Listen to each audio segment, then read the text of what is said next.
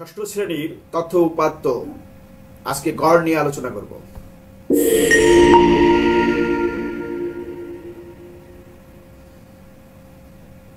Welcome to my channel. Please subscribe Nurtas Tutorials 9. Your best code that reflects your approach is one small step for man, one giant leap for mankind. গড় মিন এর ধারণাটি ব্যাখ্যা করব। গড় হলো একটি নির্দিষ্ট রাশিমালার কেন্দ্রীয় প্রবণতা পরিমাপের পদ্ধতি। ডেটা বা তথ্যের সমষ্টিকে সেই তথ্যের মোট সংখ্যা দিয়ে ভাগ করে নির্ণয় করা হয়। উদাহরণস্বরূপ, যদি একটি পরিবারের বছরে 420 কেজি চাল লাগে, তবে প্রতি মাসে গড়ে কত কেজি চাল লাগে তা বের করার জন্য মোট চালের পরিমাণকে বছরের মোট মাস অর্থাৎ 12 দিয়ে ভাগ করা হয়। এক্ষেত্রে গড় মাসিক চালের ব্যবহার হলো 420 ভাগ 12 সমান 35।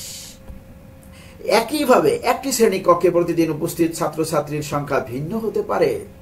প্রতিদিন গড়ে কতজন ছাত্রছাত্রী উপস্থিত থাকে তা বের করার জন্য মোট উপস্থিতির সংখ্যাকে মোট কার্যদিবসের সংখ্যা দিয়ে ভাগ করতে হয়। গড়ের সূত্রটি হলো গড় সমান উপাত্ত সমূহের সমষ্টি, তাকে ভাগ করতে হবে উপাত্ত সমূহের সংখ্যা। মনে রাখবে, এটা কিন্তু ভাগ চিহ্ন। প্রতিযোগিতামূলক গণিত পরীক্ষার গড় নম্বর নির্ণয়।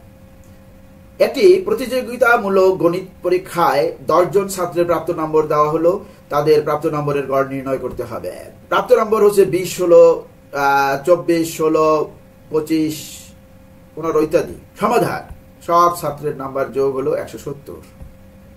এরপর মোট নম্বরকে ছাত্রের সংখ্যা 10 দিয়ে ভাগ করা হয়েছে। সবার একত্রে প্রাপ্ত নম্বর ভাগ 10 সমান 17।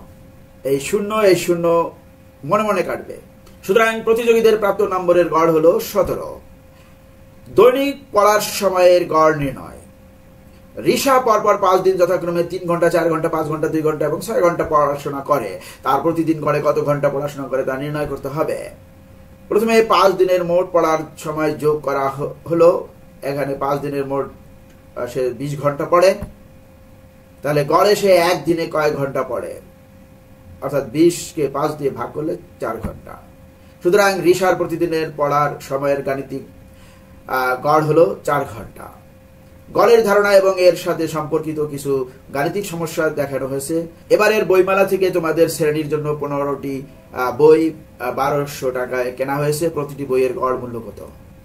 মোট বইয়ের সংখ্যা 15টি, মোট খরচ 1200 টাকা।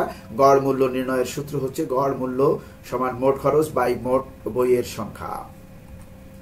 তাহলে প্রতিটি বইয়ের গড় মূল্য সমান 1200 টাকা, তাকে ভাগ করা হয়েছে 15 দিয়ে, সমান 80 টাকা। উত্তর: প্রতিটি বইয়ের গড় মূল্য 80 টাকা। তোমাদের শ্রেণীর 10 জন শিক্ষার্থীর উচ্চতার মাপ সেন্টিমিটারে ও উচ্চতার গড় নির্ণয় করো। যেহেতু এখানে নির্দিষ্ট কোনো শিক্ষার্থীর উচ্চতা দেওয়া নেই, তাই আমরা একটি কাল্পনিক ডেটা সেট ব্যবহার করে এর সমাধান করব। ধরা যাক 10 জন শিক্ষার্থীর উচ্চতা সেন্টিমিটারে নিম্নরূপ: 150 সেন্টিমিটার, 152 সেন্টিমিটার, ... 157 সেন্টিমিটার। উচ্চতার সমষ্টি 150 + 152, এরকমের 10 জনের উচ্চতা যোগ করে মোট হলো 1520 সেন্টিমিটার।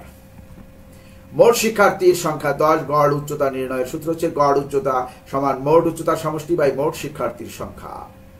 তাহলে গড় উচ্চতা সমান মোট উচ্চতাকে মোট শিক্ষার্থীর সংখ্যা দিয়ে ভাগ করলাম, ভাগ করলে হলো 152 সেন্টিমিটার। উত্তর: শিক্ষার্থীদের গড় উচ্চতা হলো 152 সেন্টিমিটার।